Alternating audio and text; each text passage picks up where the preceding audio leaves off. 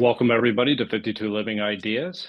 Tonight is the Analects. We'll be covering book 13. We'll first have a reading, either one or two, and then we'll go to Jason's translation, and then we'll open it up for comments about the specific passage that we've just covered. At the end, we'll have about 30 minutes left over for comments. So with that, I already checked. So today, let's do a few more reading. So I plan to do 1 and 2. Okay, for first section. So okay. Would anybody like to read their translation of the Analects? I can read mine.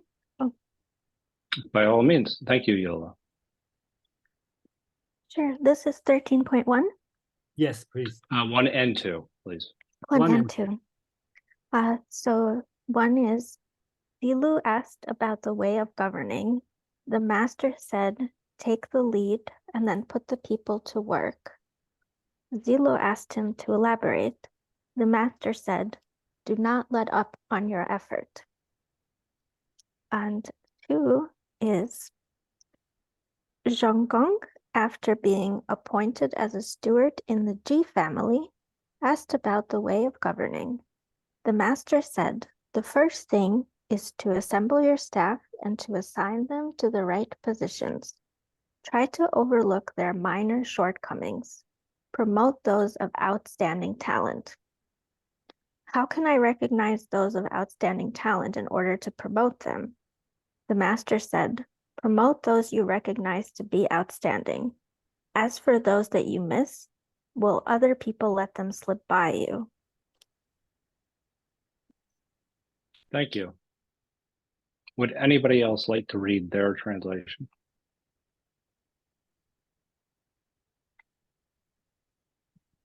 I can read the Eno. Okay. Okay, so 13.1, Zulu asked about governance. The master said, be first to the task and comfort others at their labors. When asked for more, he said, be tireless. 13.2, Zhongkong was serving as steward for the Ji family. He asked about governance. The master said, provide the leading example to your officers. Pardon minor offenses. Raise up the worthy. How can I recognize who has worthy ability so I can raise them up? Raise up those you recognize. As for those you don't recognize, will the others let you do without them? Thank you, Kwang. Thank you, Kwang. I'm going to share my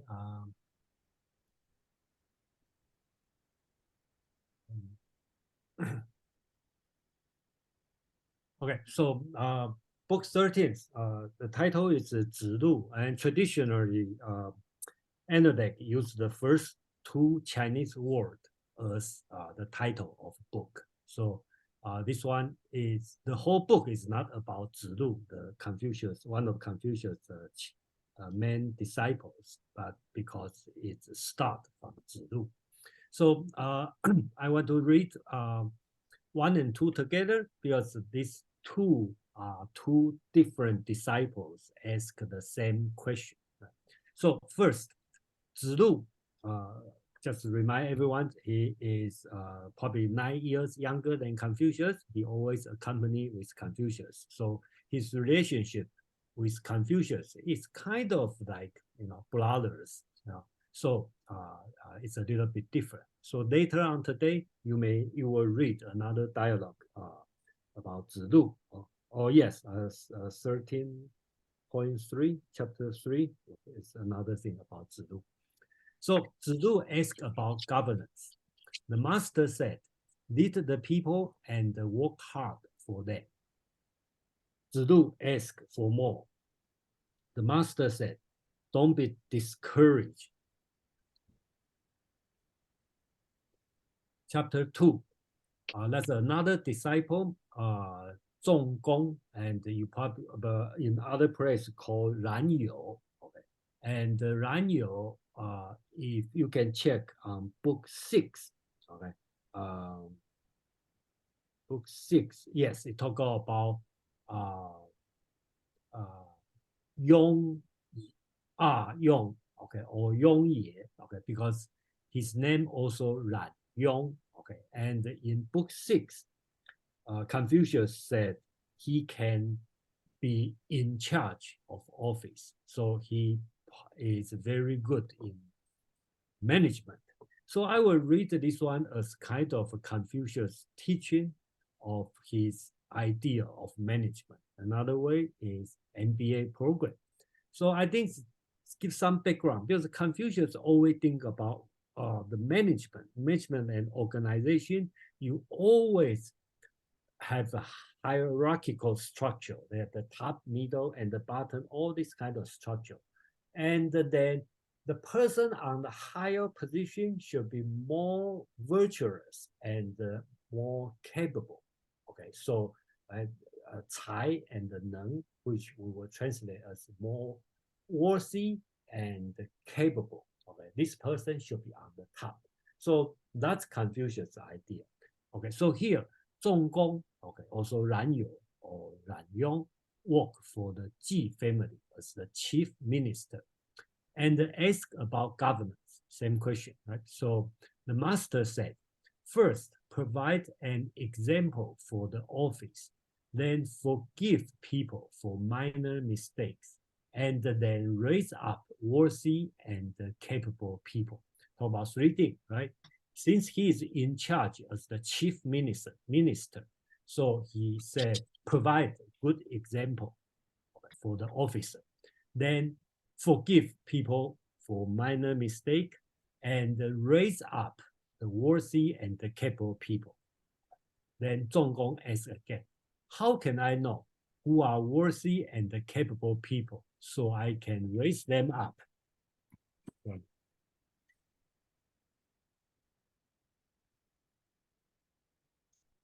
And the master said, raise up those you know, or the people that you ignore, the ones you don't know of. So it means, you just raise up whoever you know, and then the people will recommend other people.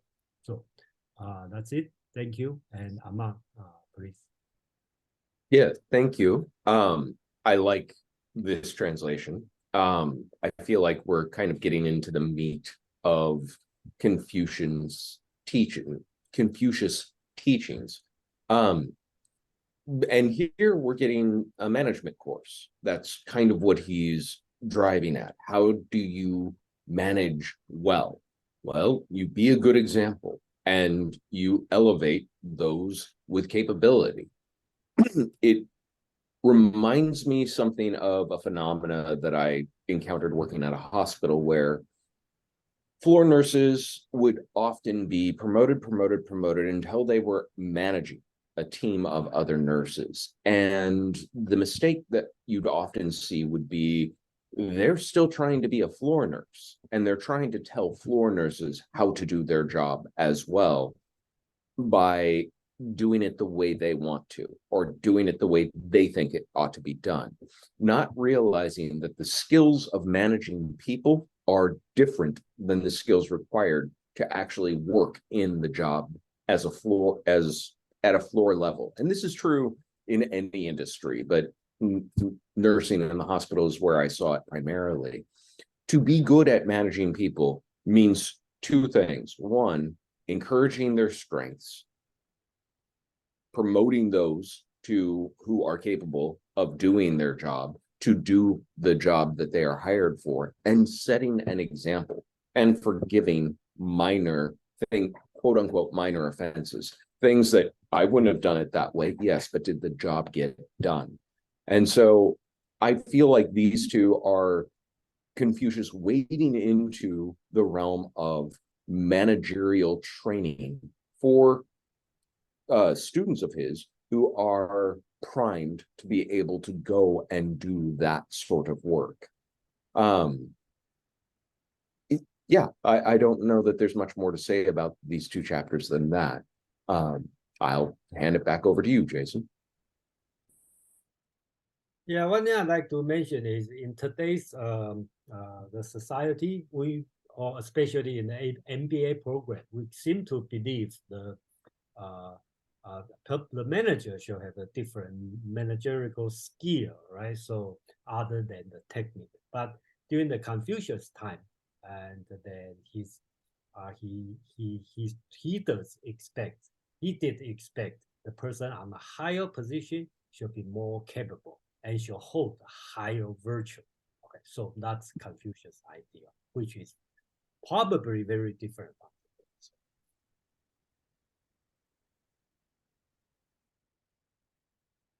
So we'll open it up now to anybody that would like to comment on either chapter 1 or 2 in book 13. And we have Mark followed by Quan. Thanks, Joseph. I was wondering about two things. One was the translation of the end of 13.1. I'm looking at the Leggy translation, and it says, "Be not weary." And I forget what some of the other translations said, but Jason, I think you said, "Don't be discouraged." And I feel like in one way we can think of weary as physical and bodily, but discouraged is more of a mental attitude. So is that the way you think he's coming down here? I have one other question, but I'll wait.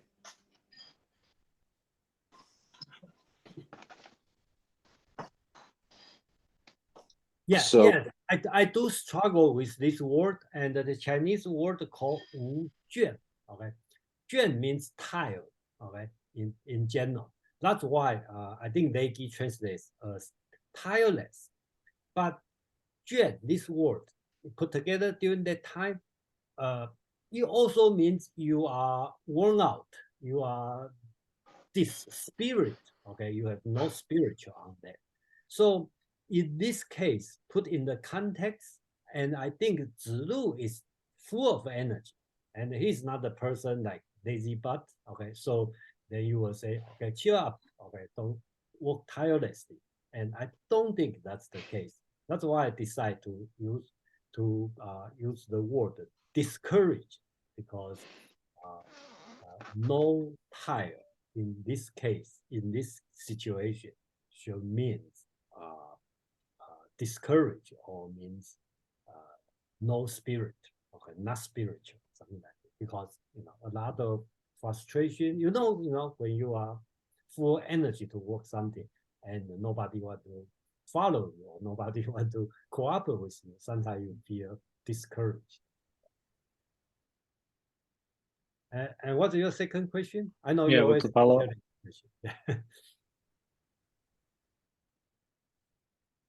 You're on mute, Mark.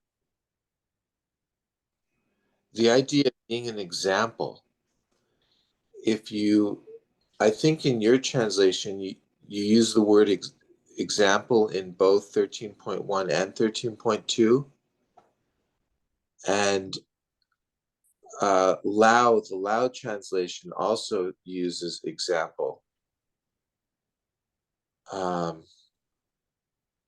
But I thought it was odd that Leggy doesn't use the word example in 13.2.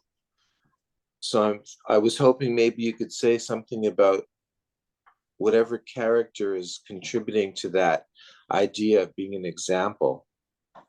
So here, okay, that's exactly the two words, and I know that's exactly why they will translate as set up your staff, or set up your office.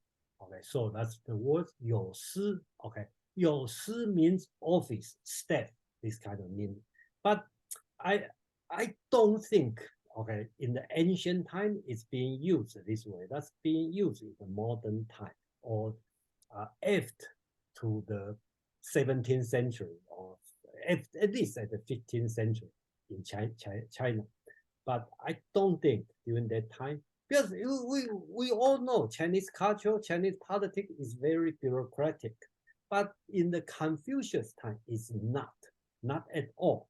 Okay, not bureaucratic at all. Because in the human development, human cultural development, there's no way human can be, or any culture can be bureaucratic during that early stage. So this one you can also means have example. So it will fit to Confucius' teaching about MBA managing, how to manage people. So that's why I translate as first set up example for other people. That's the reason. And thank you for asking this question. Next up, we have Quan. Yeah, I think that not to be tired or not to be discouraged are good translation. Maybe there is a fancy word, it's maybe unremitting, okay? But unremitting is not a word that is used very often, but it's one possibility. That being said, I, I think that 13.2 is very timeless or very everlasting because provide a leading example to your officers.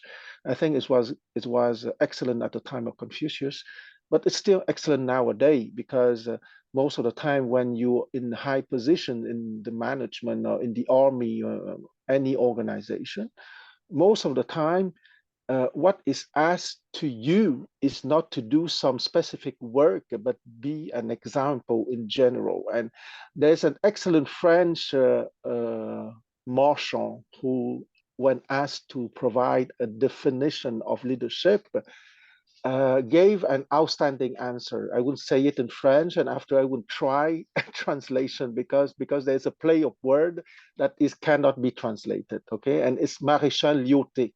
And for him, leadership is ne rien faire, tout faire faire, ne pas laisser faire. Meaning, don't do anything, ask your subordinates to do everything, but don't let people do things that you don't approve. Okay, so ne rien faire, tout faire faire, ne pas laisser faire. Of course, even if you don't speak French, you see that faire is repeated many times, and it's a play of word that is untranslatable. But in a nutshell, be an example. You don't have to do small things, and you have to be there to stop the troublemakers. Okay, those are the three main things for a true leader: to stop the troublemakers, be an example, and you don't have to do small things. Very good. Yeah, thank you, Kwang. I think that's very good, and then you will fit on the chapter 4. I think that's exactly my interpretation of chapter 4. We will see. Okay. Does anybody else have any comments about either one or chapter 1 or 2 in book 13? I think this. Yeah, go ahead. I got just one thing to add. I wanted to say, I don't think what I was saying before about management training is incommensurate with some of what we were talking about before. The idea of being the example, being the leader. What Jason was saying about it is the onus of somebody in a higher position to be more virtuous, to be an example for those beneath him, to help them to lift up. I think those things are absolutely connected. Agreed. Yeah, I mean, one of the things I think that this is really relying heavily upon is it being a meritocracy, like that you're actually, when you're promoting somebody, you're doing it because for the right reasons, not just because it's some political move. So that's where the virtue aspect of it comes in, and that actually promotes a certain degree of harmony within the individuals that are actually running things. So it also makes for, I think, for the ability to manage and execute any kind of policies much easier as well. So I think that that's, one of the things that I find to be, essential, and we can come back and link that to virtue. That's essentially what it is. That's why virtue is so important, is because you're looking at somebody and judging it on the merits, not necessarily allowing your emotions dictate your actions. So, that's one of my takeaways from this as well. Go ahead, Mark. Thanks for drawing attention to virtue. And what word is being translated there? It can't be Li or Xiao. What's Jen? Okay. What word am I missing? Well, yes, that's a good question. And I think here the only virtuous word here is called 贤. Okay, so which I translate as worthy. And I think we have a discussion a long time ago about this word, and then it's actually that's no equivalent English word. Okay, so that's the word 贤. Okay, so that's the word 贤才. Okay, so Yeah. these two words is very common word in especially about the Chinese text. Okay, 之贤, and 才 means usually means timber. Okay, so the quality of timber, that means good function, functional good. And the 贤 means it's hard to translate. Probably Kwang can help me. Okay, But Jason, you have this as a worse. Okay, so I don't know. You have a better word? no. I don't have a better word, because xian, the perfect translation, is worthy. That's the word you have chosen. And my concern is English. You probably don't use this word worthy to describe people that often. Hardly. So. Well, no. The only thing in English nowadays is when we use worthy, and it's under the form. It's worth some of your time to read that, for example, or to do that. Yeah, okay? a little bit. But to qualify people as worthy, it would sound a little bit strange. Yeah, that's my concern. It's a little bit strange. Yes, but xian, worthy, is the perfect English word for xian, like gentleman is the perfect English word for 君子. Yeah, but when you call somebody, you are the worthy people. Sounds like, I use you as a means.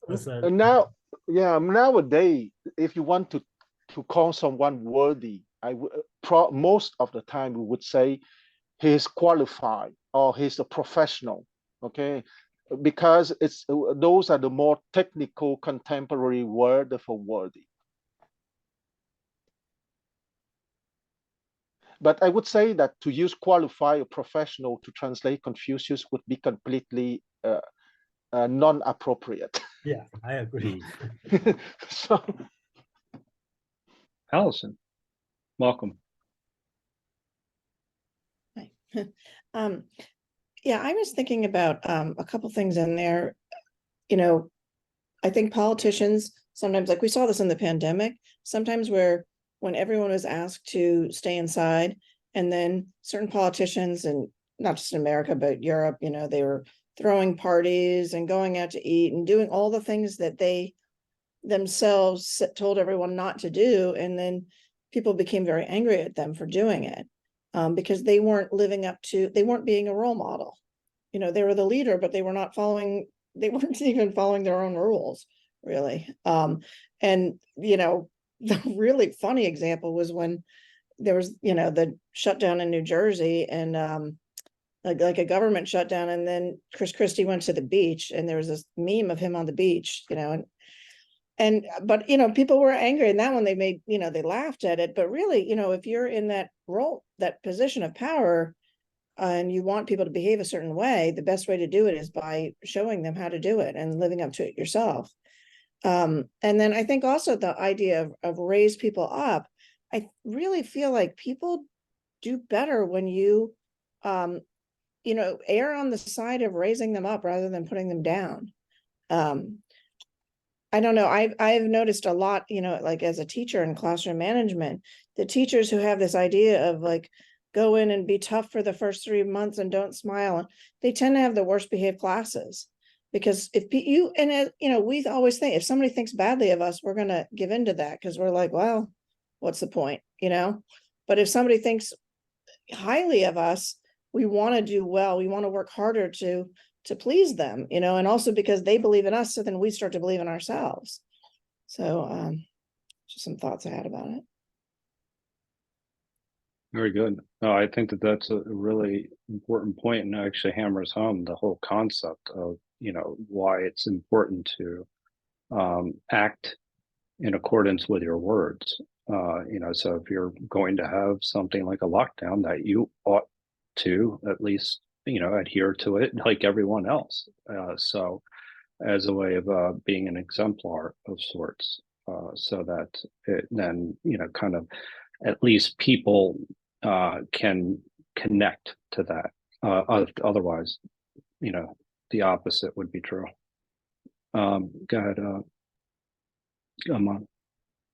I was going to say, I think Allison's example is absolutely spot on. And I wanted to point to the fact that, oh, sorry, I got a prompt that I'd never seen before.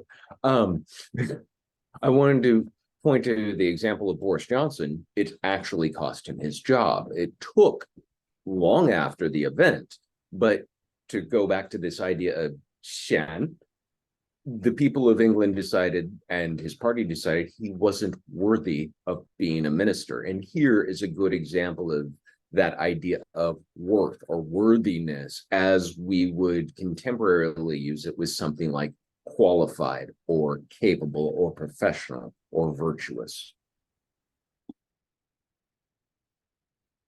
Very good. Mark, do you mind if we go to the next one, or is it anything pressing? No, it's just Or a little point that the same thing happened in Canada when I was there recently. The French transport minister, who's responsible for projecting an example of safety, was caught on a number of videos not wearing her seatbelt. And she had to face the public and face the music. Thank you. Yeah, one of the questions that I wanted to maybe come back to later, that we can talk about at the end, is that how do you know who to raise up? That's the other aspect of it. You know, what are the traits? I mean, and I think we've covered a lot of that as well. We've covered it mostly, though, from how to a leader ought to be, but how do you know about the people underneath you? So maybe we could dive deeper into that as night goes on. So Jason, how would you like to handle the next? Let's only read chapter 3, and the next Okay. one only read chapter 4, because I think these two are important. Then that's put a little bit effort on this. So.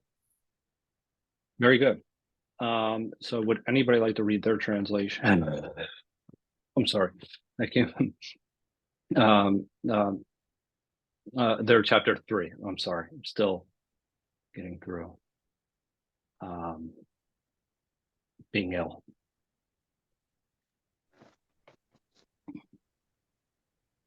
I can give it a shot. I mean, I have my Eno translation, but I thought that Julia have something that she wants to read too. Oh, sure. We're doing 13.3. Yeah. Yep. Okay.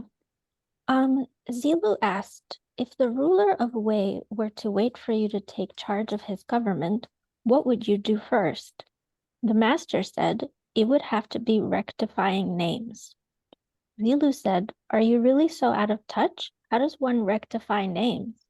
The master replied, how boorish you are. With things he does not understand, a gentleman would know to keep quiet. If names are not rectified, what is said will not seem reasonable. When what is said does not seem reasonable, nothing will get accomplished. When nothing gets accomplished, rites and music will not flourish. When rites and music do not flourish, punishment and penalties will take their place, and they will fail to be just when put into use. And when punishments and penalties fail to be just in practice, people will not know where to put their hands and feet. Thus, when a gentleman names something, the name can surely hold up in speech. When he says something, his words can surely be carried out in action. When a gentleman speaks, there is nothing causal or careless about what he says. Thank you, Yulia. So next we'll go to Guan.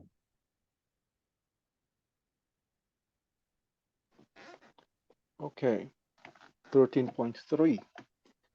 Zulu said, if the ruler of Wei were to entrust you with governance of his state, what would be your first priority? The master said, most certainly it would be to rectify names. Zulu said, is that so? How strange of you. How would this set things right? The master said, what a bore you are, Yo. A Junzi keeps silence about things he doesn't understand. If names are not right, then speech does not accord with things. If speech is not in accord with things, then affairs cannot be successful. When affairs are not successful, Li and music do not flourish. When Li and music do not flourish, then sanctions and punishments miss their mark. When sanctions and punishments miss their mark, the people have no place to set their hands and feet. Therefore, when a Junzi gives things names, they may be properly spoken of, and what is said may be properly enacted. With regard to speech, the Junzi permits no carelessness. Thank you, Yuri and Huang, for reading this one. And one thing very important to me when I doing the after I do the translation or when I hear somebody reading, it's very different than what I read. So I really appreciate everyone who willing to read. And even I read the Reynolds translation and Eno's translation, but when I heard somebody read it, that's give me different idea. So I really appreciate everyone take the effort to read. So the reason I want to put this one as separate to read, I think this one is also, when we talk about, if we ask, what do you learn from Confucius Analects? I think people will notice the word 人, okay, benevolence, or talk about 孝, the filial piety. But when we talk about the political philosophy, I think that the number one will be the rectification of name. In book 12, I think we read last week or 2 weeks ago, we when Confucius answered the question, right? What have to do first? Okay, is he said the ruler as a ruler, minister as minister, father, sons, right? So you have to act what your position. So we call this one rectification of names. And usually, I think in Western and the Eastern philosopher all agree this one rectification of name is Confucius' chief or main political idea. Or we will say his uniqueness about political philosophy. But in the whole Analect, I think this chapter is the only one use the word rectification of name. Even this one is the chief idea, but Confucius only talk this once here. That's number one I'd like to focus. And number two is you pay attention the dialogue of Confucius and the Zilu.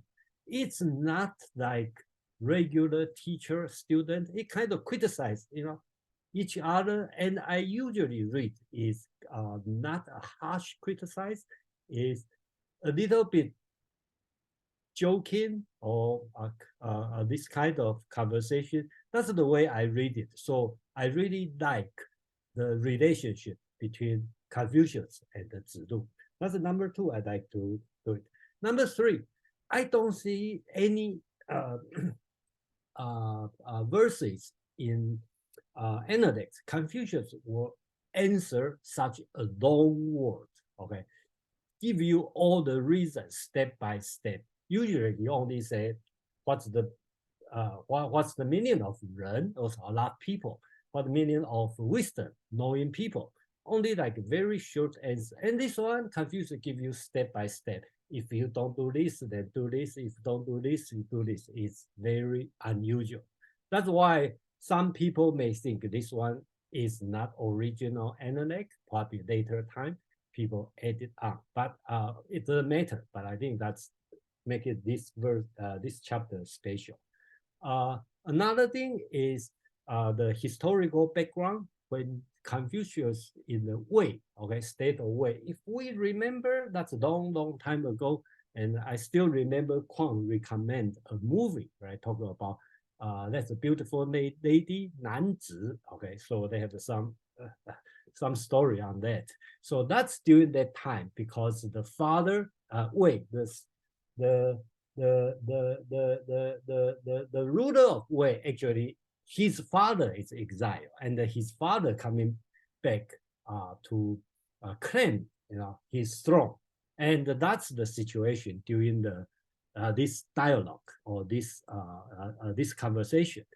Okay, so that's why that's a very difficult situation if you can imagine, right? In the feudal lord, the lord actually is the son, and the father is exiled and coming back to claim. So in a way, you need to respect your father. In a way, you are the incumbent ruler, and then does your father have to bow on you because he is not the king or he's not the ruler? So that's a difficult situation. And the Confucius answer is rectification of name. And he didn't tell you how to rectify the name, but he only tell you why we need rectification of name. Okay, so that's Confucius answer here. So let me read the translation Amon and I worked on. Zilu said, the ruler of Wei has been waiting for you to administer the government. What would be your first priority? Confucius said, it must be the rectification of names. Zilu said, is that so? You are so dogmatic. What needs to be rectified? So the Zilu answer in Chinese is Yu, okay, that means you are following something, okay? So it's kind of I don't see any disciple dare to criticize Confucius and use this word, and Zilu is the only one. So and Zaiwo is the one who will challenge Confucius' teaching, but Zilu in this way he criticized Confucius. You are dogmatic, okay? What needs to be rectified? And the master say, Confucius fight back. You are so crude, or you are so uneducated. Yeah, okay, so it means barbarian or whatever. Basically, I believe they are teasing each other. A Junzi should be silent about what he doesn't know. If named, okay, so here is Confucius' logic, okay, step by step. The names are not rectified, then what is spoken cannot be followed. If what is spoken cannot be followed, then work cannot be accomplished. If work cannot be accomplished, then the, which is ritual, and the music cannot be developed. If the and the music cannot be developed, then criminal punishment cannot be enforced. If criminal punishment cannot be enforced, then people cannot behave themselves. So to this point, Confucius is talking about the name, correct name or rectified name is the most important thing, because if the name is not correct, then your word will not be followed. And if your word is not be followed, then there's no job can be done. If no job can be done, then ritual and the music cannot be developed. And if there's no ritual and music, then people will behave badly. I think that's Confucius' concern. So then he go backward on the logic, say, therefore, what a Junzi name, what a Junzi has named must be able to be spoken, and what he has spoken of must be able to execute it. And a Junzi must be meticulous about what he has spoken. So that means what he spoke must be in the correct name. So that's the Confucius. I would say these verses will be the Confucius' main teaching about the political, which is rectification of names. So Amon, I will stop here, and Amon, please. Yeah, this is the meat I was talking about, and I could wax on and on about Zhangning, or the rectification of names. There are so many ways to go with this. I'll maybe tie this back into Wittgenstein, the emergence of logical positivism, and the turn of modernity being preceded by Confucianism by a couple of centuries. But what I really want to get at is the why. Why is this the answer? Not just what his logic is, but also where did it stem from? And I think I mentioned this way back when. He's living at a time where these princelings, these dukes, these lesser officials have begun referring to themselves as Wang, or king. That is an inappropriate title for anyone but the king of the Zhou dynasty, the actual king, to adopt. But he's seen or heard of occasions where people are referring to themselves as king. This was part of the descent into the warring states. Those Ba Huang, or false kings, were the people Confucianists pointed at as it's their fault, because it's sort of like the question of nobody questions if the Civil War was insurrection because you had the Confederate 15 states get together, shred up the Constitution, write up their own, and say, we're seceding. It's very obvious that is a major component to the insurrection that was the cause of the Civil War. But there were antecedents to that. Here, he's looking for the first occasion. Where was the first time somebody did something they weren't supposed to do? There. Somebody's calling themselves king. They're not allowed to do that. If they kept their names straight, if they were what they were supposed to be called, then this would not have fallen apart. This is the linchpin of logic to why the rectification of names was, to Confucius' mind, the linchpin to stopping the decadence of the Spring Autumns period and staving off the warring states. The irony to me is that he uses a term like a junsa wouldn't, or what is ren. And we talked earlier how these terms can be taken polemically and turned their meaning into advertising. How ren becomes the advertising of Confucius, even though the word existed before he necessarily adopted it. The idea of a junsa being born to this privileged class was something established as to what a junsa meant, and he is redefining it by saying, no, you can build this off of merit. So there's an irony in his rectification of names, is that he wants them to be rectified, to have solid meaning, but he wants to import what some of those meanings are, and he's not too shy about that throughout the Analects. I could say a lot more. I won't. I want to hear your thoughts. So we'll open it up for comments now, and if anybody wishes to share their thoughts on number 3, Yulia, followed by Paul. Right. It seems to me that it makes a lot of sense why this would be the linchpin of his philosophy, because he's so interested in maintaining order, and there's probably no faster way to descend into chaos than when language stops having meaning. stops being related to reality or becomes unclear. So this makes a lot of sense. Thanks. Thank you, Yuya. We'll go to Paul, followed by Quan. I would enjoy hearing more background on the why it would be normal in that time, because it certainly isn't normal in my mind in this time to say, well, if music and ritual can't be developed, then we can't have criminal punishments. I'm just zeroing in on that one little logical move, and I'm just curious of the the context of that. Thanks.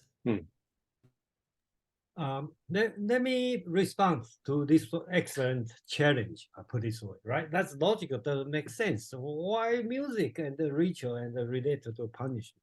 Okay, so let's put this way. Typically, in Chinese ancient aristocratic society, if you are a nobleman, you're being governed by ritual. Okay, and if you are common people, you governed by the criminal law. Okay. So that's the difference. So they have the common saying, right? The nobleman, all right, you use ritual, and then you don't have to put the person, the nobleman, in the prison. You just draw a circle, ask him to stay there. He will stay there because he feel very shameful on that. And for the common people, you have to put in the jail. That's the tradition. So that's why this connect together. So in today, you may say, it doesn't make sense. If you don't listen to music, then you don't subject to the punishment. And back to the Plato's law, okay? If you read the Plato's laws carefully, you will find out he put music education is in an important role, and put the music education related to the law. Okay, so I also find out that's very interesting in the ancient time. Yeah. Quan. Yes, I think that this not chapter but paragraph is very interesting because it can be interpreted at two levels. First, the historical level, meaning the relation with what happened when Duke Ling of Wei died in 492 BCE, and when he died, there was a crisis of succession, and not everyone in that family behaved in a very inappropriate manner.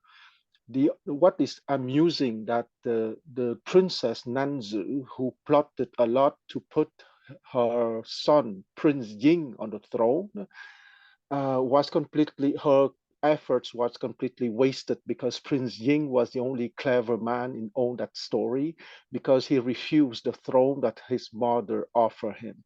That being said, I will not go into the details of the story. The other thing that would be interesting to mention is that let's not forget that the Analects is a book with many layers. That layer is probably from the 4th or the 3rd century BCE. And what happened in the 4th century BCE? Let's not forget that Confucius died in 479 BCE, meaning that he died at the beginning of the 5th century BCE. Okay, so a century later, you have the development of a school called the Mingjia, okay, the school of names. Or I would make a very rough rapprochement with the nominalist attitude in the West, meaning that you can play with words and with sentences, but not necessarily taking into account that the epistemological development is to develop wisdom, justice, humanity, and valor. That Mingjia, that school of names, was, I would say, very equivalent to the sophists. Okay, you have people very talented, very clever, who talk very easily, and who would play with words, but in their attitude, they gave the impression that they disregard what is justice, what is virtue, what is humanity, and what is wisdom. So that paragraph would be a direct attack against that attitude. If we accept that it has been written during the 4th century, because once again, the only chapters that are sure to be written in the next 10 years after Confucius' death chapter 3, 4, 5, 6, 7, maybe 8, 9, 10. Okay, all the chapters after, which is the outer chapters, are probably written or were probably written in the next century, the 4th century, the 3rd century, and the Lu Principality, let's not forget, has been destroyed in 249 BCE.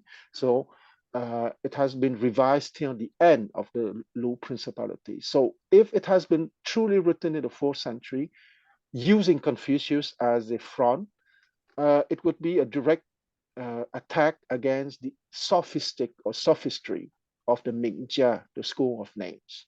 I stop here. So thank you, Huang, to talk about this, because that's exactly I want to talk about the Mingjia, which is the school of names. And then probably a lot of people know Huang and I take a lot of things in a different view. So we are.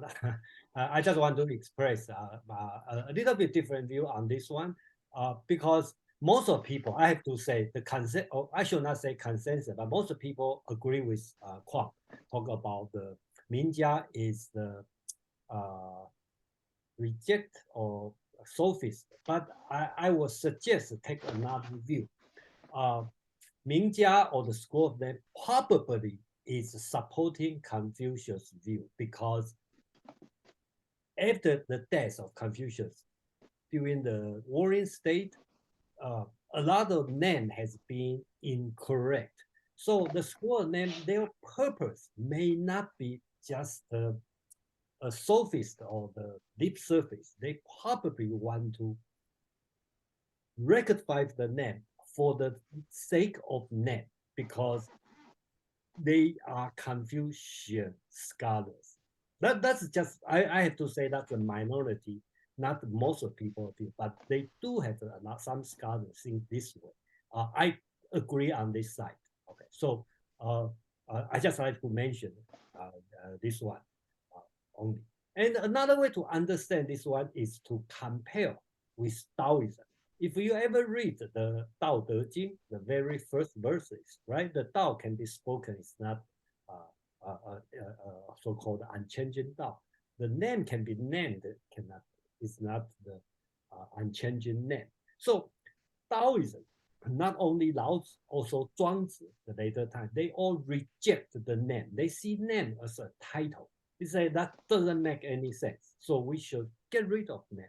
That's the Taoism thinking. Later time, 200 years later, the further development about the name is so-called the legalism, right? When the legalism, they will take name in a different way. Here has a name, okay? You are the soldier, so you should do the way soldier have to do. If you match this name, you got reward. If you don't match this name, you got punished. So you will see just like Amon talking about, we can take this one and talk for 3 hours and go through from Chinese to Western, from Confucius to Wittgenstein to Kripke and whoever, an analytical philosopher, and then to end this talk about this one. But that's the two things I like to give the example of is the Taoism thinking in a different way, and the legalism thinking in a different way. Thank you, Jason. Mark. This is so fascinating, because as soon as you started going through the logical steps, I thought of the Great Learning. And I wasn't aware that there was another passage that used the same logical structure and was just as powerful as the Great Learning. And the rectification of names, I'm not sure which one of you told the story earlier about, Jason, maybe it was you, the young kings or Amon, who were calling themselves king during the spring and autumn period, and then that led to the warring states. It reminds me of people today who want to call themselves president or leader, who may not in fact deserve the title. So what we call things really, really matters. There's so much going on with language today, not only the language games maybe that Amon you were referring to earlier in Wittgenstein, but the power of miscommunication that we find throughout psychoanalysis, and even the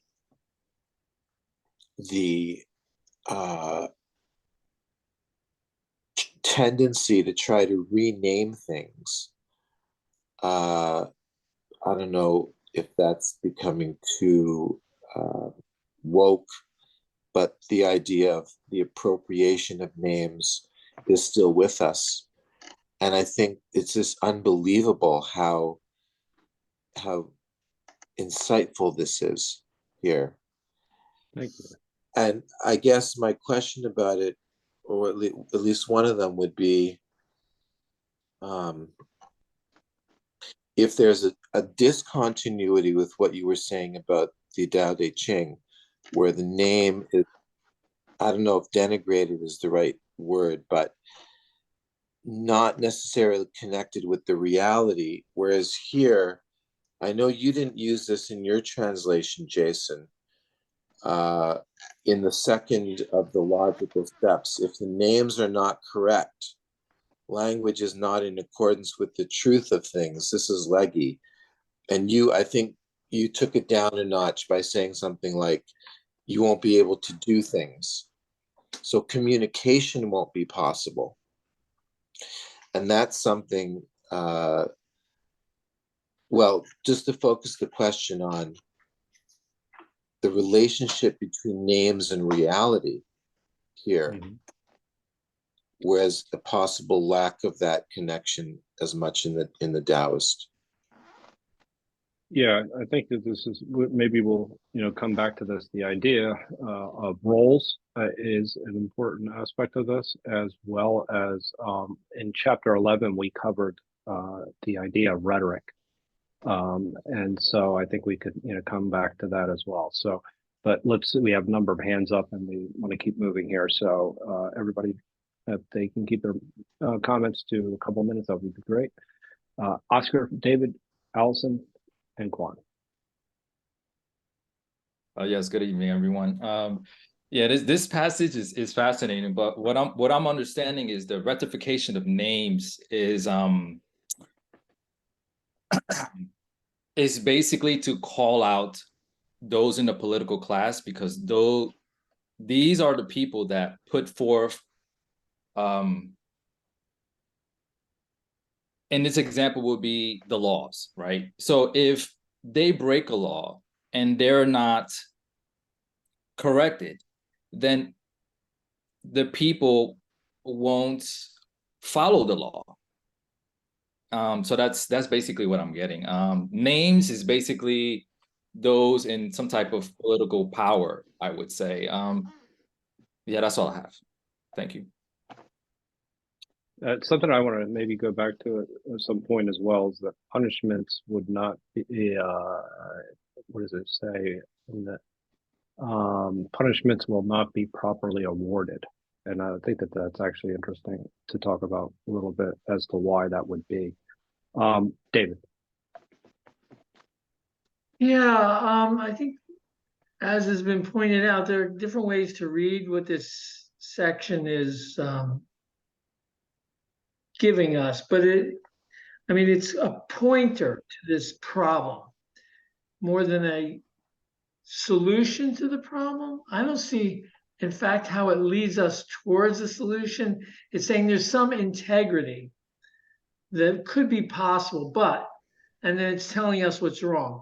Because there's an ambiguity in names, in using language, in the divergence of concepts in society. When you say courage or bravery or worthiness, goodness or honorability, there's confusion. People are thinking different things. These are not transparent and identically defined, clear things. So then I'm saying confusion unintentionally arises, but rhetoricians intentionally confound others by using the ambiguity in language for their own, I'd say, nefarious and unclean purposes. So language is a tool without a solution. It has an inherent built-in ambiguity, just as law, when written down, has an inherent ambiguity. Look at us trying to figure out what the 12th Amendment means. Was there an insurrection so that we can't have this person in our government? It's all written down, completely up in the air, what it's going to mean. So language doesn't come out black and white. It's a black and white representation of something in color that is given color by every listener. So I think this, if this is pointing at that problem, that's profound. I don't see that it's pointing at the solution, like a dialogue, a Socratic dialogue would force you to break apart and scrape away some of the issue for a particular notion like trustworthiness or, you know, something like that. But so I don't know, getting enough out of it to, you know, that's where I am, frustrated. Thank you. That's good. Well, it's good. Then it'll make you think. But thank you, David. I think that those are excellent comments. Allison, Quan, Mark, and then Paul. The Milan Kundera wrote this wonderful book, The Book of Laughter and Forgetting, that really deals with this idea of the, you know, the rectification of names. And he's wrote about how it, when, you know, the Russians came into Czechoslovakia, how they changed all the statues, and then when they got the Russians out of there, they changed them all back, and they changed the street names and back and forth and back and forth. And how changing the names, you know, it's kind of done to erase history in a way. But it's kind of interesting because I was just in Berlin and Karl Marx plot still exists, which surprised me because I thought they would have changed the name by now. But I thought, you know, it was important that they're keeping all the history because it's, but I think it's a funny thing when you're changing things because you don't want to glorify things that were bad, but yet you don't want to hide the history either. So I think it's a very fine line. And so the same thing when you're changing a name, even if it's a street name, changing a street name is a very powerful effect. So it's, but it's a tricky thing though, because, you know, it's powerful and you have to think very carefully about how you do it, I think. Yeah. Thank you, Allison. Quan.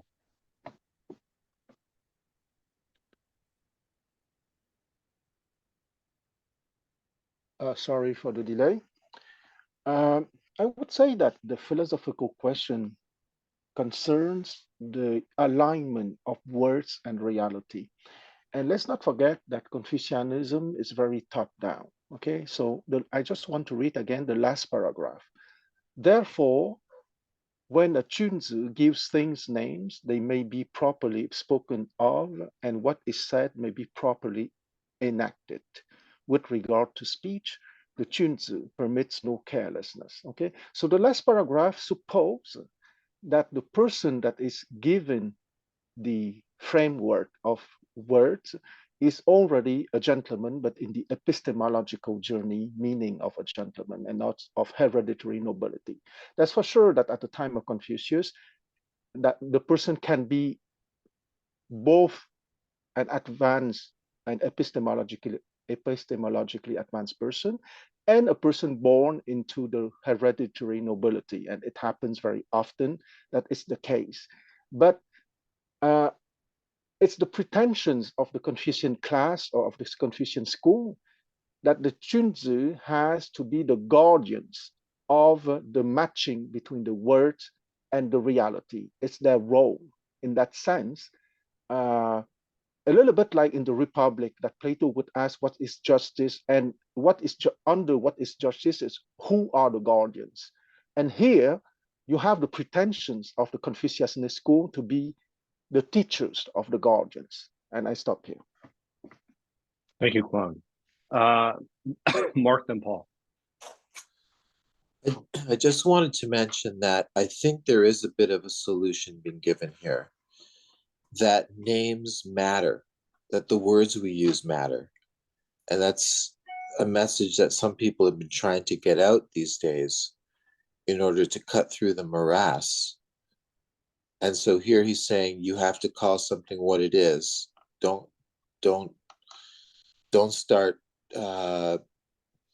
judging reality according to misnomers. And I think, like Quan was saying, there's a connection between words and reality here. I think that's something that Plato was also exploring in the Cratylus, in this discussion of whether names are natural or whether they come about by convention. And there's a lot of ambiguity there as well. And I would just mention another Ren, because I know that Ren is so important here in Confucian thought. But the other Ren is the Egyptian part of the soul known as the name. So if you look into the Egyptian concept of the soul or the person, it has 9 parts, and the Kat and the Ba and the Sekhem and so on. And one of them is Ren, the name, which has some sort of transcendent signification. Thanks. Thank you, Mark. Yeah, I don't disagree with you. The idea that words do matter. But I think hashing out what those words are, as David was actually mentioning about like almost like a Socratic dialogue, is actually something where you start to get to the essence of the word, actually what it means. So I could see where it says, yes, it matters. And then we're kind of left hanging a little. Paul. Yeah, I want to, I liked, I think that was David, or the person who talked about the ambiguity of language first a few minutes ago. We've talked about it a bit here, but if you think about that sort of dilemma and that concept of the map not being the territory and things that we use with modern language, that the sort of difference between how Quan described maybe the next dynasty's use of words and how that became sort of part of sophistry maybe in people's minds or something. And then Jason's thought that he differed on the opinion that those people were actually Confucianist. Did I get that right, Jason? Yeah, and so my point is that because of the ambiguity, if you dive deep and do what he suggests, the bias is impossible of one's consciousness to avoid. So you end up looking like a deceiver that is designing language and words and determining the best words to match your agenda, to match your consciousness, whether you like it or not. So you might be a very loyal Confucius and try to do that, but just as I think Quan said, you're then enforcing a bias. You're just like saying, I'm going to define reality my way by saying all these words are this. So that's why it's actually a dangerous trap. So those are some thoughts. Very good.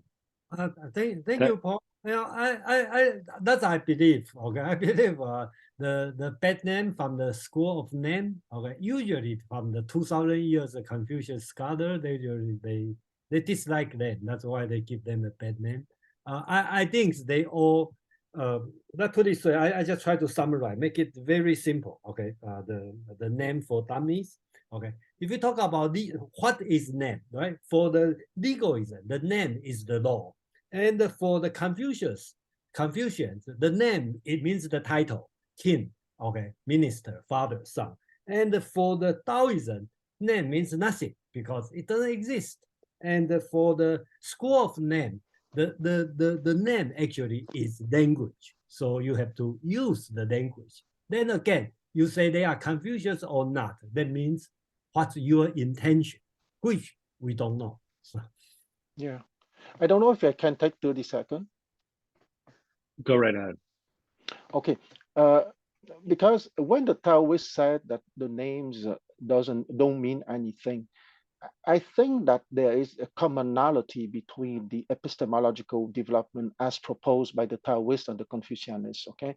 Because when Confucius said in paragraph 2.4 that at 70 years old, you can do what you want without overstepping the bounds or without violating the universal laws. At that level of epistemological development, names rightly don't mean anything anymore because the eternal name cannot be named. I agree with that.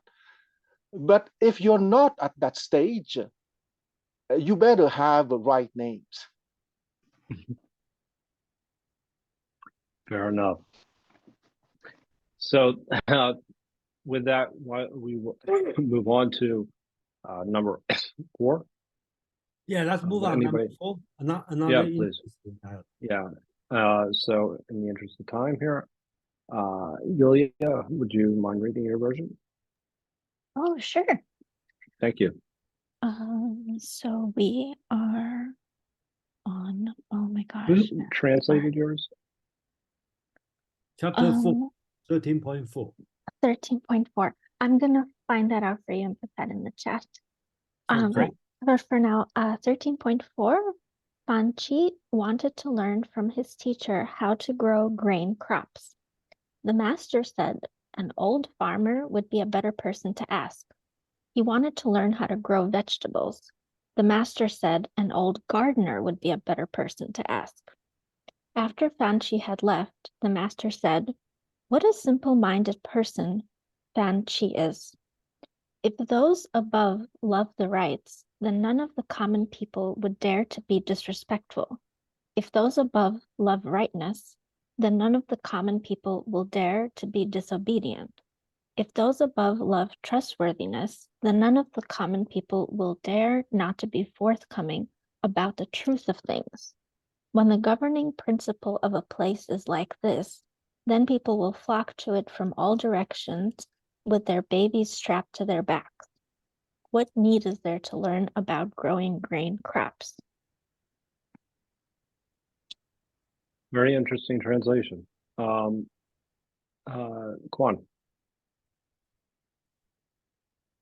Okay, 13.4. Fan Chu asked to learn about farming grain. The master said, "Better to ask an old peasant."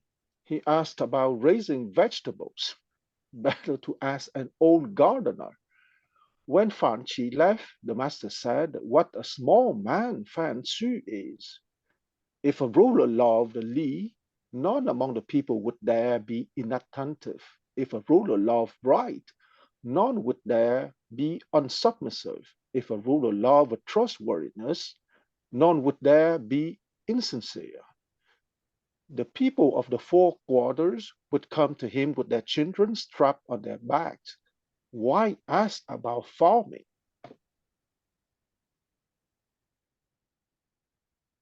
Thank you, Quan. Jason. Okay, chapter 4. About Fan Chi, I think we mentioned a few times Fan Chi, his name Chi means slow and slow to response or something. So he is always not that smart.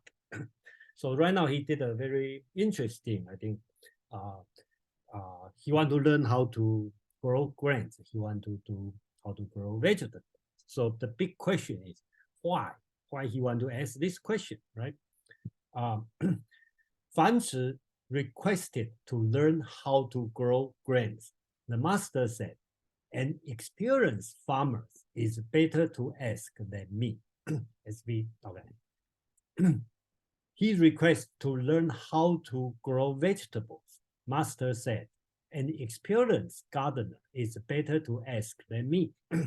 After Fan Chi left, the master said, "Indeed, Fan Xu." Okay, so usually when you write somebody, you write his courtesy name. And Confucius mentioned somebody because Confucius is senior. So he mentioned something is given name. So Fan Xu is his given name. So indeed, Fan Xu is a small man. Okay, so simple-minded man. Okay, put this one. If the man in charge loves Li, which is richer, then the people dare not to disrespectful. If the man in charge loves righteousness, then the people dare not disobey. If the man in charge loves trustworthiness, then the people dare not to be insincere. In this way, the people will come from all directions, carrying their children on their back. What is the use of learning how to grow grains? So you might guess, number one, during that time, the most important for a country, okay, or if you are governor or you are in charge of some district or some town or some city, the main measurement of your success is how many people you have, right? So two things, two ways to have more people, right? So you have more kids, then you have more people. If you have more immigrants, right, people come to you, you have more people. So that's why Fanci want to learn how to grow grain, how to grow vegetable, because his solution is economic solution, right? Development economy. So people will come here to work and they live a happy life. Okay, so a lot of immigrants come in.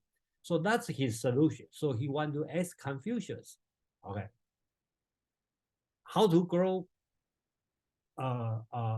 grains, how to grow vegetables. So in a way, you hire an economist, okay, to find a policy to grow it, develop your economy, so you will have more people. That's Fanci's solution. But Confucius' solution is non-economical. Confucius' solution is moral, right? So he tells him three things, right? First, rituals, okay? People were not disrespectful. Second, righteousness. Then people will not disobey. Number three is trustworthiness, which people will not be insincere. Doing this way, people living a good life, so people will come in. Another reason is Fanci, I think he always detail-oriented. That's why Confucius is talking common. He is a small man. That's Confucius. So that's my interpretation on this one, and I think this one is very interesting dialogue. Amon, please. Thank you. I have two reactions to this verse, and the first one is glib, but I'm going to share it anyway, and that is Confucius would not have voted for Jimmy Carter. However, I don't think it's why you think it would be just by his deriding of the farmer or the gardener at first glance. The following line right after he says that he's a small man, he says, if the man in charge loves Lee, that's where it begins. I think he would have found Carter's penchant for carrying his own luggage anathema. That man violated the expectation. And this is kind of why he's getting these small-minded concerns as being, you could say, elitist in beneath the concerns of a man in charge. But Confucius was an elitist, and he believed that a person in charge should be elevated above this sort of peasantry concerns of trying to feed the people, bring people to you. And Jason pointed that out. This was a measure of success of a state, partly because it was more hands in the field. And those hands need not necessarily be well educated, but they would be attracted by your virtue. They would be attracted by your character. Therefore, the subtext of this is it is infinitely more important that you feed the character and mind of first of yourself and of your people, and food will follow. But I find it interesting, it's the second time that he has dismissed the concerns of feeding people as being of secondary consideration or of lesser consideration than the character of trustworthiness, the character of virtue, the character of character development.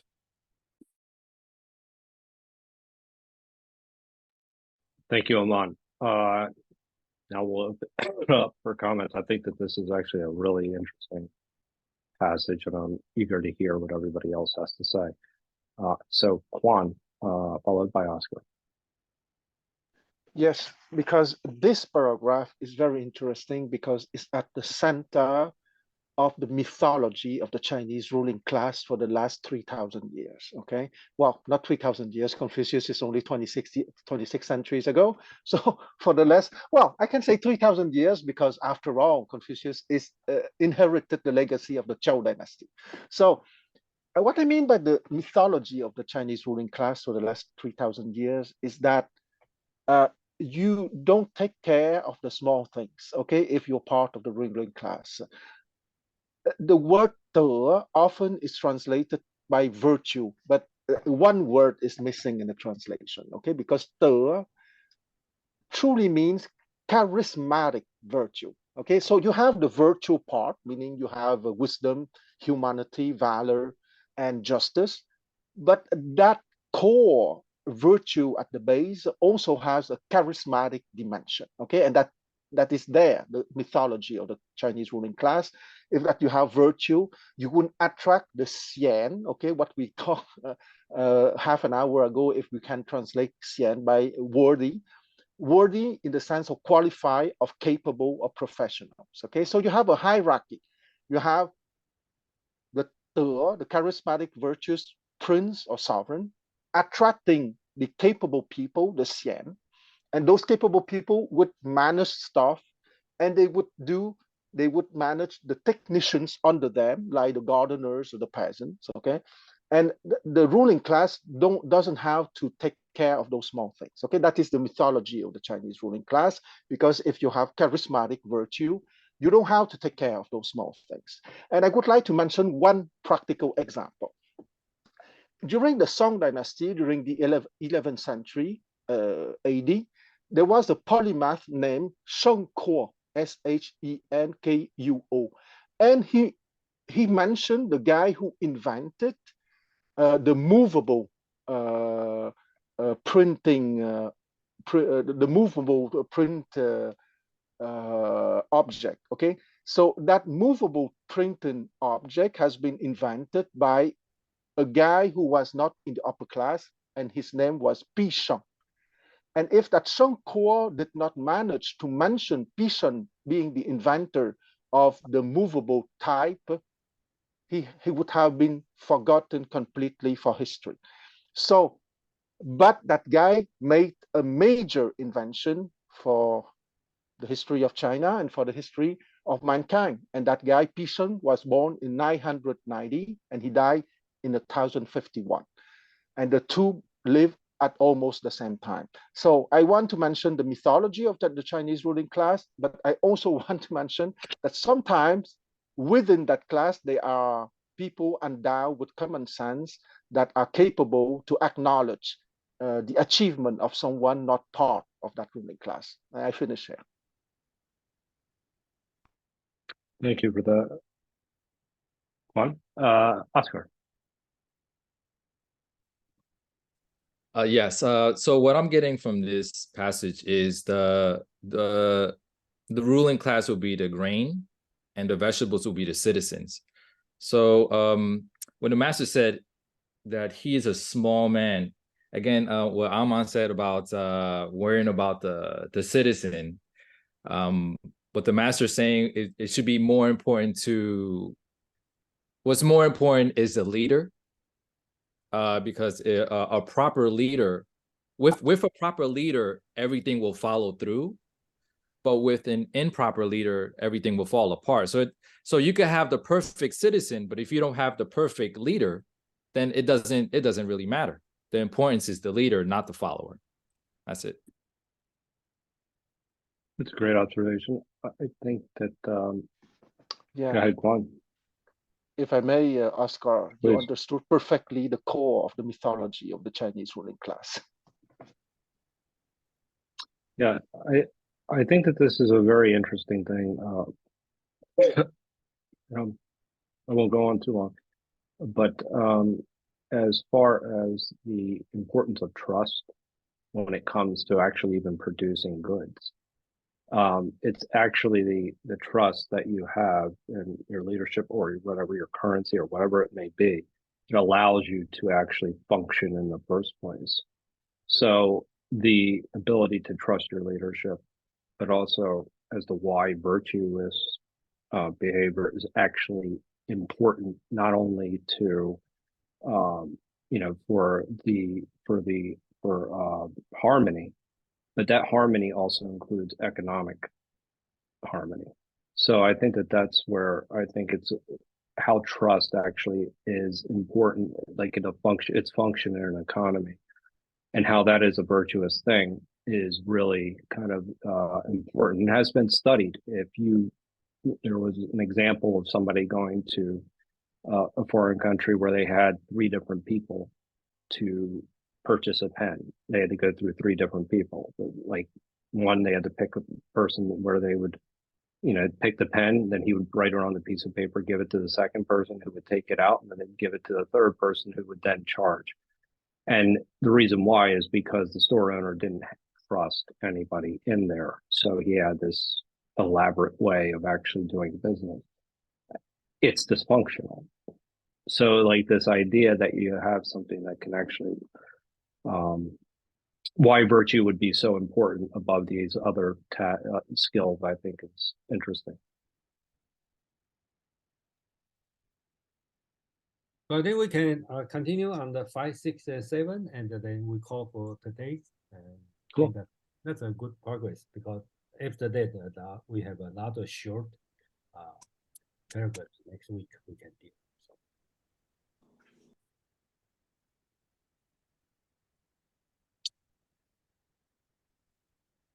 So, Julia? So could I just mention one thing about this? I'm sorry I had to get logged off for a second. But it seems like the virtues of the people, the common people, correspond with the virtues of the rulers here. Whereas if you think of something like Plato's Republic, each class has their own specific virtue. But here there's more of a relationship of, I don't know. Mm-hmm. Yeah. But it was expected that the guy born into the nobility would be more capable to develop the virtues than the peasant. So there was a class of prejudices. Even if later on, theoretically, it was open for everyone, and Confucius played a major role here. Yeah, Mark, you asked a very big question, right? So let me rephrase your question. Would be like Plato, right? We talk about 3 classes, okay? Yeah. Have a different kind of virtue and overall achieve justice as the entire in harmony. Or we talk about the ruling class and the community have the same virtue. So that's a big question, and we can have an endless discussion on that. I think, but my understanding would be in Confucius' idea would be the same virtue, but with different requirement. Okay, so if you are practice xiao, okay, filial piety as a ruler, and then the people will follow you. So.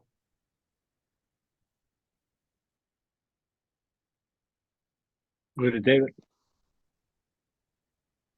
Just briefly to ask if this is in alignment with what has been said and the Confucian turn. If you have a society that's strong, filled with powerful people, numerous, it's expansive, it's wealthy, but it's not virtuous. What's its value? Who cares if it crumbles? It would be a delight to watch it peace, right? So doesn't everything at the top hinge on not how muscular somebody is, but how good their intent is?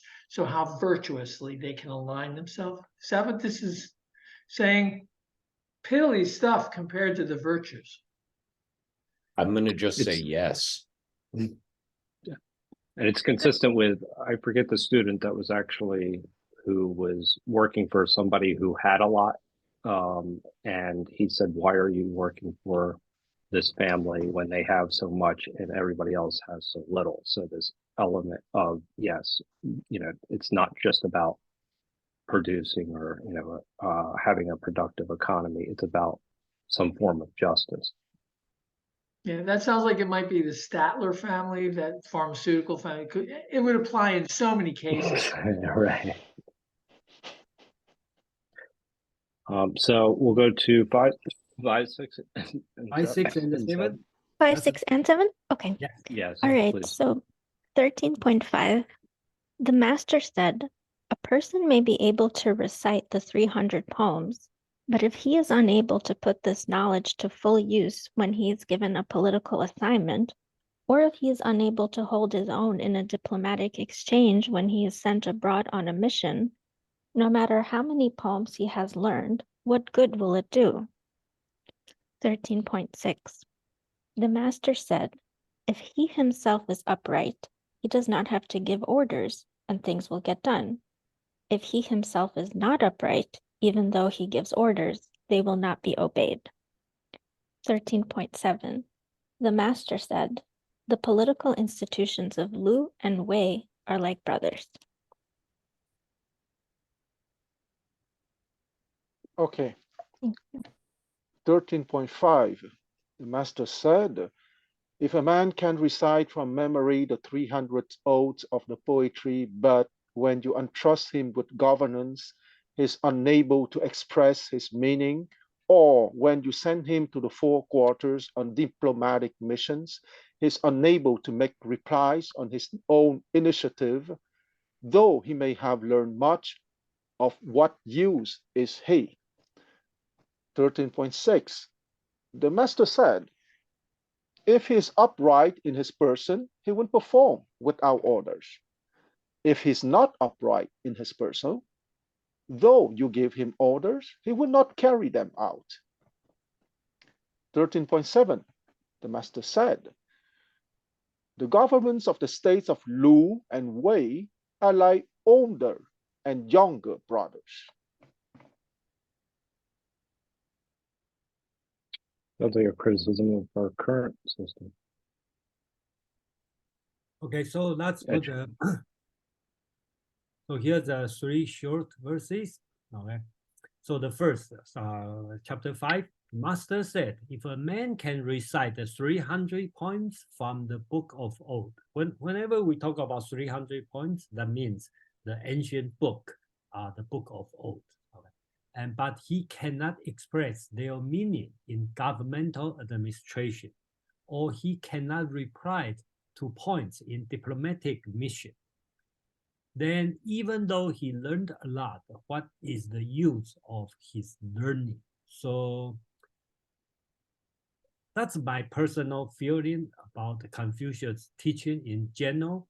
All the study, all the virtue is not the end. I think somebody asked the question, the friendship is the end of the means.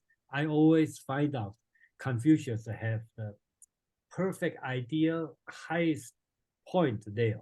So the friend, virtues, and the study of 300 points from the book of old, they all had as a means to bring you to the higher good. That's Confucius' teaching on this one.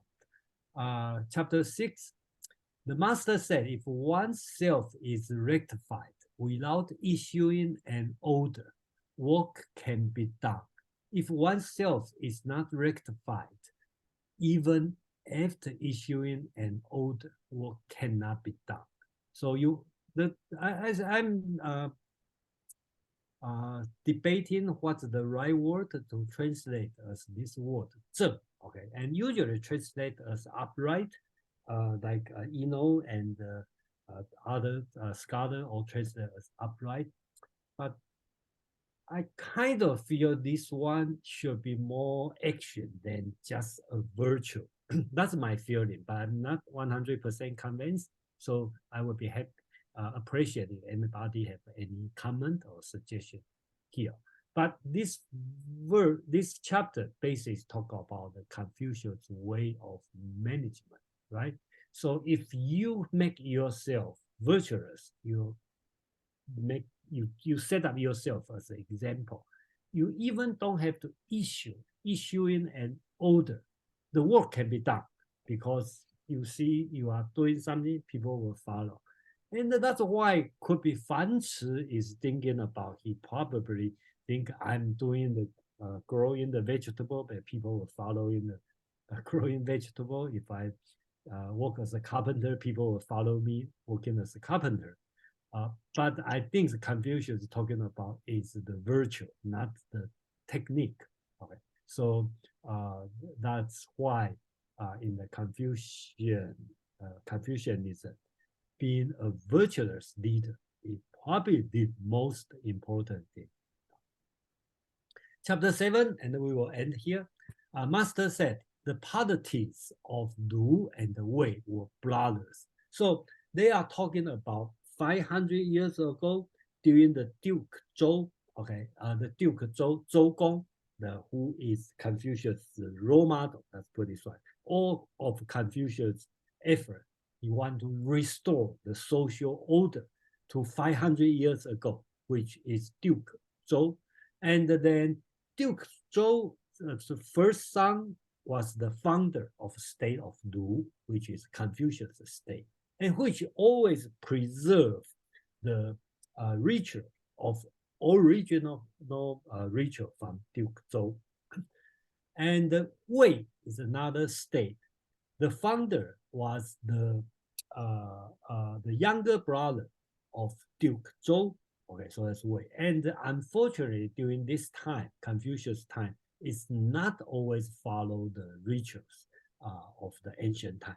Okay, so that's why Confucius mentioned these two states, even they look different in many things, but 500 years ago, they were brothers. And this one, it become a common saying during even today, people will say, oh, Kwang and I, oh, we are 500 years ago, we are in the same family, something like this. So, that would be kind of this kind of thinking. So people, no matter where you stay in called the Chinese society, always will think or use this one to say, oh, we all in the same family 500 years ago.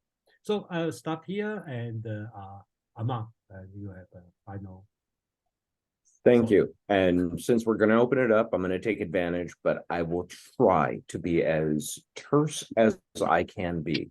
On these three passages first. 13.5 is the antithesis of fake it till you make it.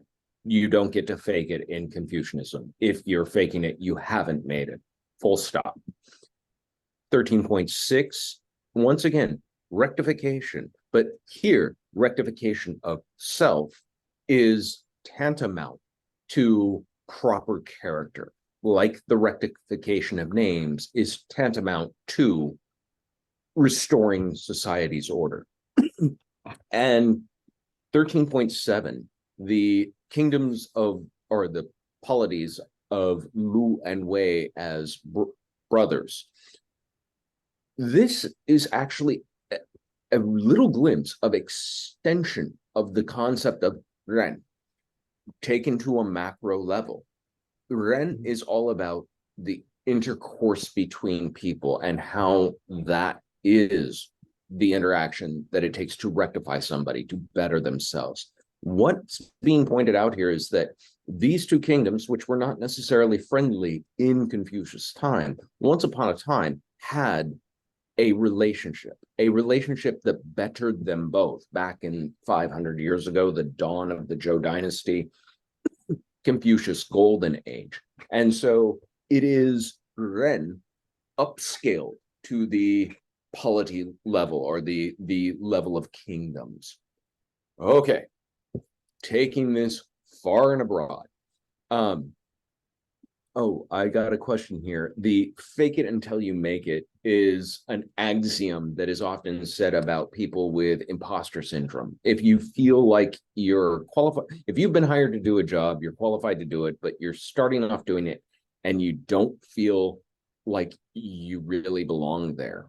The old adage is, well, just fake it until you make it. In Confucian's terms, when he's saying that if you can recite it 300 times, if you've learned it, if you've got the credentials, but you don't have the actual character and internal fortitude to not feel fraudulent, you haven't actually learned what the lessons were necessary from all of this educating that you got, memorizing 300 poems from the Book of Odes.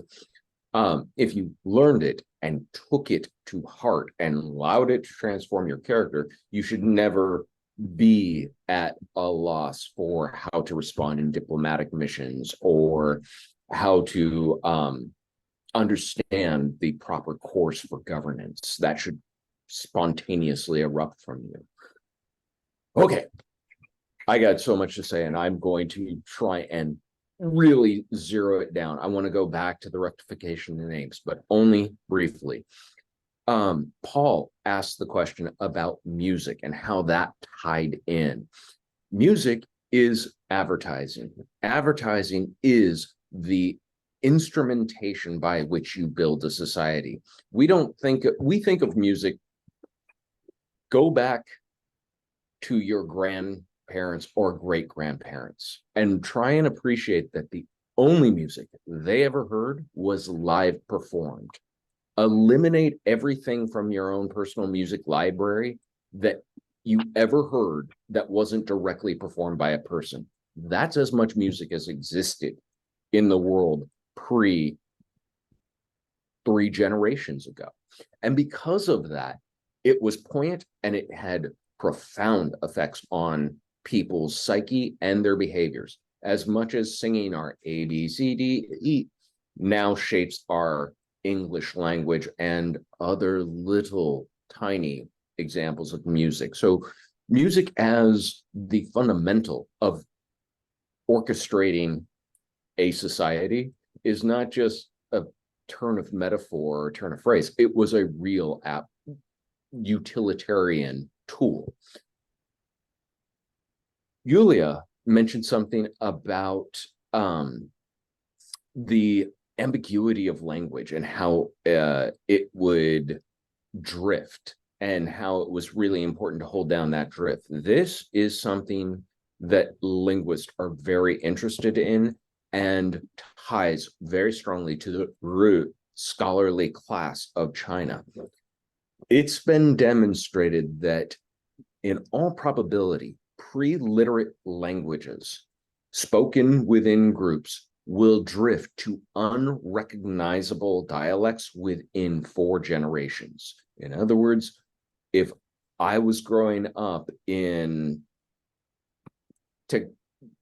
Turkmenistan before there was a written language, the language I spoke that we would call Turkmekish, my great-grandchildren would not recognize at all because language drifts so far. That's true of all language until you have a literate class, until you have writing. Writing slows drift substantially so that a word can mean the same thing for generations, so that the pronunciation of words can maintain for generations. However, and this gets back to something Paul was talking about the vagary of language. Chinese is not a logarithmic phonographic language. You don't have characters that you place together to equal sounds to equal words. You have concrete ideographic and pictographic words. And this is part of why there are dialects abounding in China. If you actually were to look at Fukanese versus Beijing Mandarin versus Cantonese, you would never call these the same language. They are disparately different languages, but they have the same writing system. So they have an understanding of meaning that they can adhere to. even though they don't have pronunciation. So that has caused a great deal of drift. Conversely, that concrete meaning is more concrete because of those pictographs. And the example I used long ago, we had all of Plato's dialogue about what the good was and couldn't come up with a concrete answer. Hao, the character for good in Chinese, is a mother and child. Full stop.